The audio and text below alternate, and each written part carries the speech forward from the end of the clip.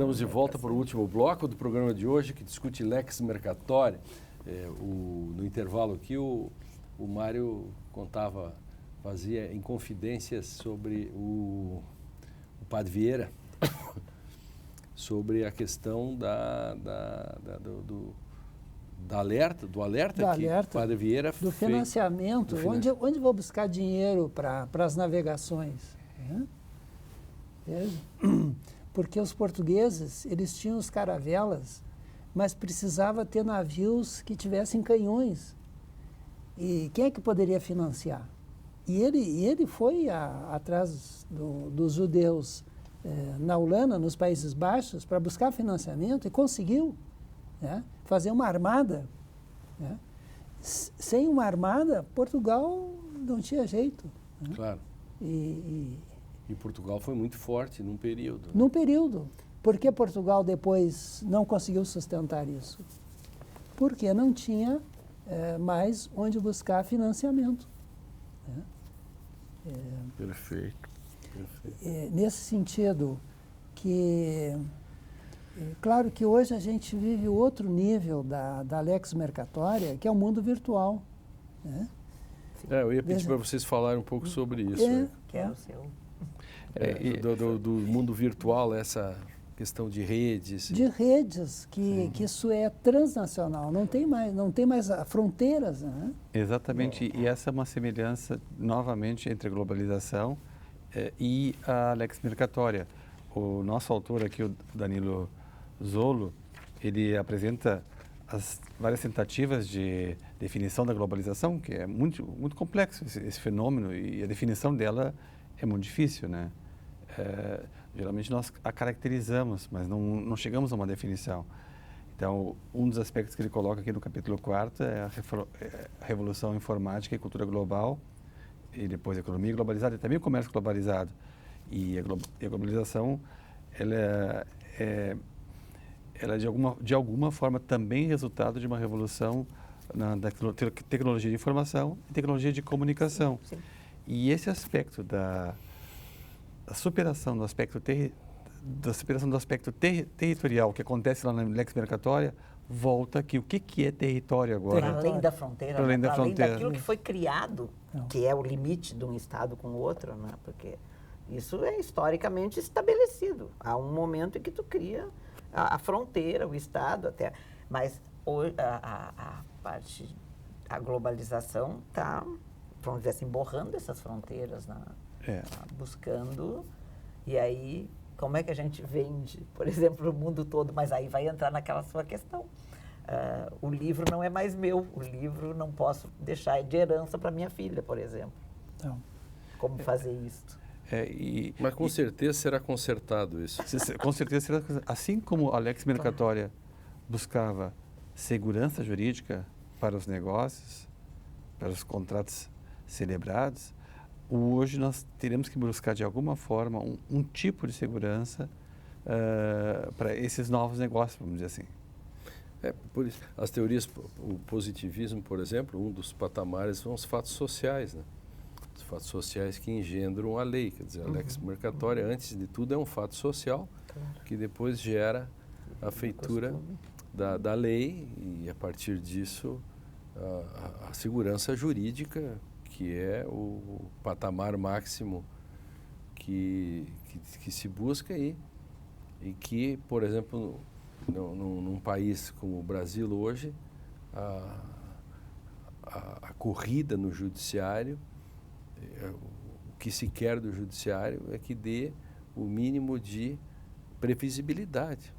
Mas, por alguma razão, nós ficamos arraigados ao século XIX, início do século XX, e continuamos achando que a linguagem privada é mais importante que a linguagem pública. Então, é mais importante o que o juiz pensa da lei do que o que a lei é mesmo.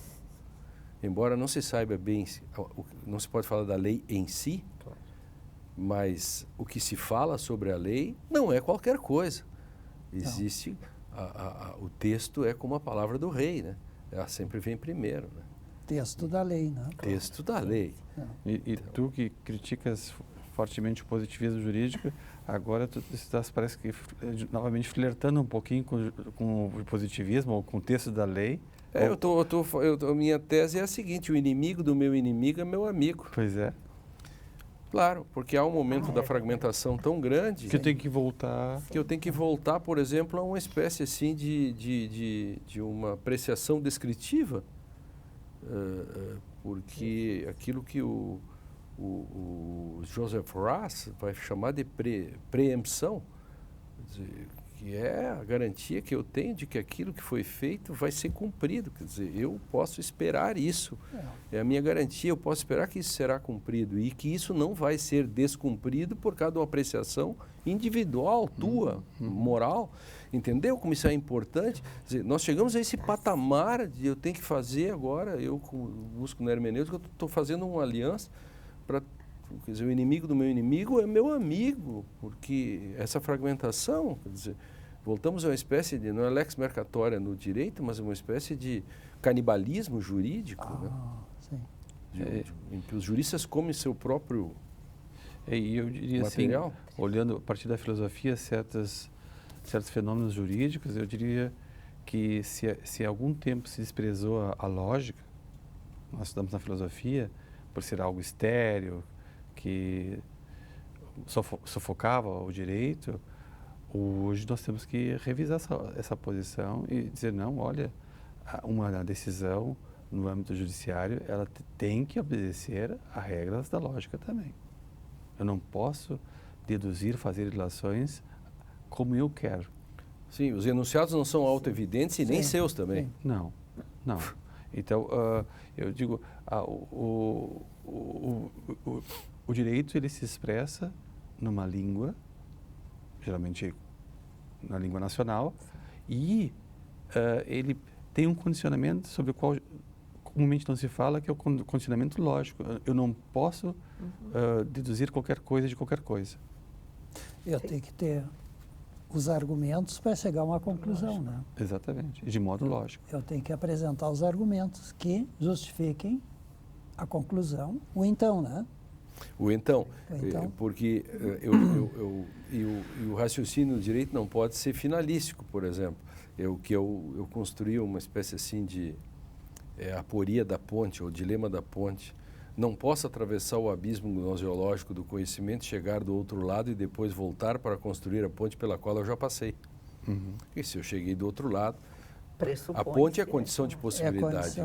Mas então, a ponte, se ela é condição, ela não pode ser acessório. Então, ela é condição para eu passar. Isso é a questão do direito, é o processo. O processo é condição. Não tem. O processo, no fundo, tem que funcionar como o raio-x do aeroporto. Mas você vai ter que passar por ele. Mas no caso, por exemplo, do cartão de crédito, né? Quando a gente tem acesso a um cartão de crédito internacional, nós entramos na lex mercatória, né? Claro. Quer dizer, mas você sai ali, vai ao Paraguai, fazer as suas compras, e como você vai usar o cartão no exterior, você já... ele está autorizado, e você faz as suas compras e o seu cartão é clonado. Quer dizer, é um contrato internacional que você fez, né? Mas ele tem um rompimento, né? E o seu cartão é clonado, você não sabe aonde, se na transmissão da informação ou no estabelecimento. E não precisa ser o for. Paraguai, né? Eu estive na Alemanha agora e clonaram o meu cartão. Pois então, né? E apareceu na minha fatura 28 milhões de rúpias. Opa! Rúpias? Que significa mais ou menos 18 mil reais, que dá 2 passagens de classe executiva da Alemanha para a Índia pela KLM. E engraçado, aí é Lex Mercatório. Engraçado que o cartão de crédito não achou estranho. Não achou estranho? Que eu comprasse em rúpias. Pois é. Quer dizer, olha qual é a lógica disso, né? Então, só para dizer como não é só no Paraguai. Então o pobre do Paraguai. O pobre do Paraguai. O que se protege nessa transação, né? Como te proteger? Tá claro, o teu banco você vai chegar lá e vai dizer, olha, não reconheço isso, não é meu. Claro. Ele vai te proteger, né? Mas tem um contrato aí que tu pode recorrer. Claro, e De eu uma tenho uma transação fidúcia com o meu internacional. banco também, que o meu banco não vai me sacanear, né?